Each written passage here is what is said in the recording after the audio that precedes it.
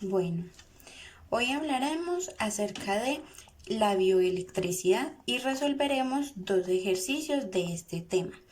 Primero que todo, tenemos que tener en cuenta que cuando hablamos de la bioelectricidad, las componentes fundamentales son las células nerviosas y las células musculares, ya que hay una mejor propagación de impulso eléctrico en la membrana de estas dos células. Por ende, son fundamentales para este estudio de bioelectricidad. Nuestro primer ejercicio nos indica que el potencial en reposo en la membrana requiere de condiciones estacionarias, por lo que la corriente de la membrana es cero. Teniendo en cuenta que el potencial de la membrana, B sub m, es constante en estado de reposo y recordando también la definición de la corriente de desplazamiento, que es IC, encuentra una expresión para este potencial de reposo en términos de conductancias de los canales. Bueno, primero tenemos que tener en cuenta que el enunciado nos está diciendo que la corriente de la membrana va a ser cero. Nuestra corriente de membrana es igual a cero y es igual a la sumatoria de la corriente en el capacitor, que es como tal la corriente de desplazamiento, y la corriente de las resistencias. En las resistencias nosotros vamos a encontrar los canales, los cuales son las corrientes de potasio, las corrientes del sodio y las corrientes del cloruro. Hablando un poco de la corriente de desplazamiento, entonces tenemos que tener en cuenta que tenemos que imaginarnos un capacitor, porque son las corrientes que están en los capacitores, ¿sí? Entonces nos tenemos que imaginar un capacitor, es decir, un almacenamiento de cargas eléctricas. En el capacitor,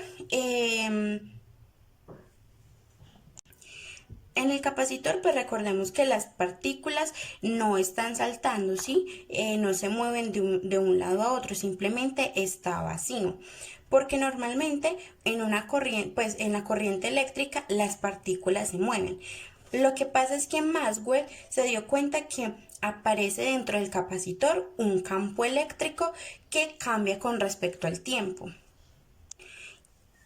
Y las corrientes de desplazamiento únicamente van a aparecer en estos capacitores, donde el campo eléctrico que aparece allí va a cambiar en el tiempo mientras este capacitor se va a llenar de estas cargas o simplemente si se vacía.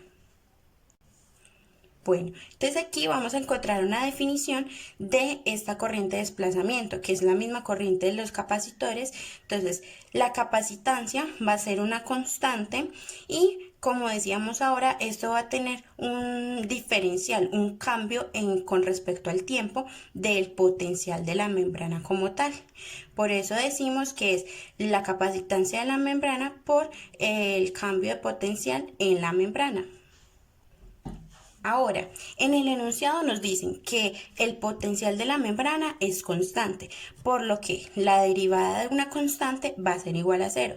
Es decir, que este término se nos va a anular, o sea, se nos va a volver cero y nos va a quedar las corrientes del potasio, del sodio y del cloruro, las cuales vamos a convertir en conductancias, que es lo que nos pide el ejercicio.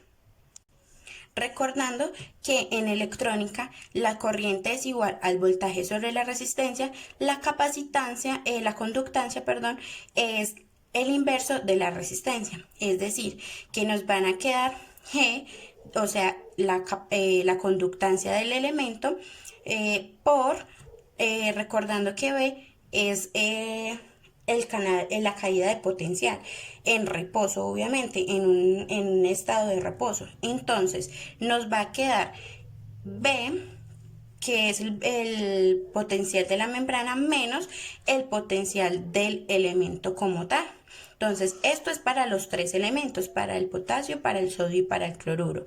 Reemplazamos en nuestra ecuación inicial y empezamos a resolver nuestros paréntesis, ¿sí?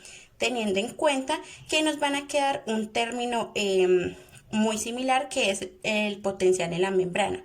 Factorizamos este término quedándonos el potencial multiplicado por las capacitancias de cada elemento y el resto lo pasamos al otro lado sumando. Finalmente lo que vamos a hacer es despejar potencial, nuestro potencial, y nos va a quedar esta expresión, y este es en términos de conductancias. Entonces, ya aquí hallamos el potencial de reposo en términos de conductancias de los iones de potasio, de sodio y de cloruro. Recordemos que esto es para una membrana en reposo. Ahora, nuestro segundo ejercicio dice que la expresión obtenida en el ejercicio anterior para calcular el potencial en reposo se conoce como una ecuación de conductancias paralelas. Determine el potencial en reposo para un axón de calamar si se sabe que la conductancia del potasio, del cloruro y del sodio tienen estos valores. Bueno, para este ejercicio tenemos casi todos los elementos para reemplazar en la ecuación anterior, que es la que habíamos hallado del potencial en reposo. Necesitamos lo que es el potencial del potasio, del sodio y del cloruro. ¿Cómo lo hallamos? Con los potenciales de Nernst. Entonces, este potencial de Nernst permite calcular el potencial eléctrico de membrana cuando está en reposo, cuando ésta se encuentra en reposo. Entonces, para ello nosotros necesitamos una tabla que es la de las concentraciones intra y extracelulares. Este potencial de Nernst está derivado de la ley de Ohm y de la ley de Fick, de un fenómeno eléctrico y un fenómeno mecánico. Para ello resolvemos pues estas dos leyes, pues la sumatoria de estas dos leyes, y obtendremos como tal esta expresión, donde R va a ser nuestra constante universal de gas, T va a ser nuestra temperatura, Z va a ser la valencia, que depende pues de cada elemento, y F es la constante de Faraday. Aquí tenemos el logaritmo de la concentración extracelular y la concentración intracelular. Ahora, ¿qué vamos a hacer? Vamos a utilizar este potencial de Nernst para encontrar los potenciales de cada elemento. Entonces aquí simplemente vamos a reemplazar nuestra constante de gases, teniendo en cuenta que es 8.314, que multiplica la temperatura que utilizamos, esta temperatura como tal de 273.15 grados Kelvin. ¿Por qué utilizamos esta temperatura? Esta temperatura es utilizada porque estamos en temperatura absoluta, es decir, a 0 grados centígrados o 273 Kelvin. Siempre vamos a trabajar en temperatura absoluta, o también podemos trabajar a temperatura como del cuerpo, pero en este caso yo tomé la temperatura absoluta, ¿sí?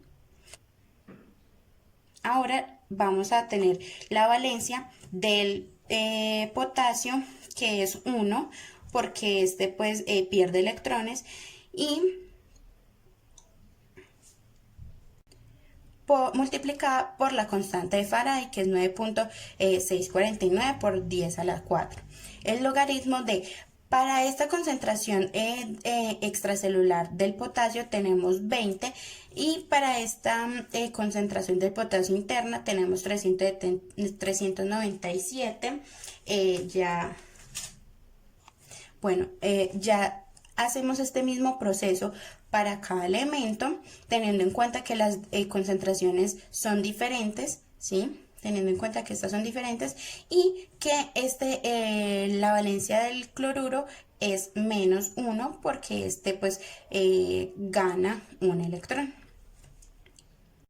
Ahora sí, ya tenemos todos los elementos para reemplazar en nuestra ecuación hallada anteriormente. Recordamos pues las conductancias que nos habían dado y simplemente reemplazamos en esta ecuación, dándonos un potencial en reposo de menos 64,24 milivolts.